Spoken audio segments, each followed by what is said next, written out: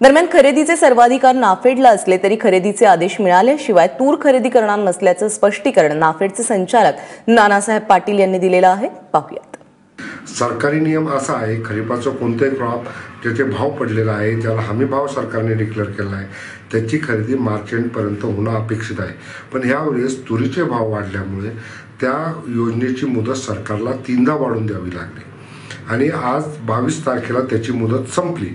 तरी पण तूर डाळ शिल्लक आहे आणि बऱ्याच शेतकऱ्यांचे फोन आले होते का मुख्यमंत्र्यांनी सांगितलं का शेवटचा तुरीचा दाणा घेईपर्यंत खरेदी केंद्र बंद होणार नाही.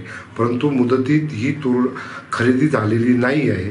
अजूनही शेतकऱ्यांकडे हजारो टन तूर पडलेले आहे आणि त्याच्यामुळे शेतकरी ह्या अपेक्षित आहे का शासनाने ह्या योजनेला मुदतवाढ द्यावी आणि आमची तूर ज्याचे आज भाव फार पडलेले आहेत ती हमी भावाने खरेदी करावी ही शेतकऱ्यांची अपेक्षा आहे. पण नाफेड ही नोडल एजन्सी म्हणून शासनाच्या वतीने काम करत असते.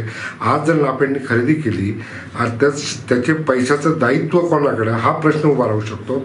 म्हणून शासनाने याचा त्वरित निर्णय घेणं गरजेचं आहे आणि याला मुदतवाढ देऊन नाफेडला तसं आदेशित करणं गरजेचं आहे.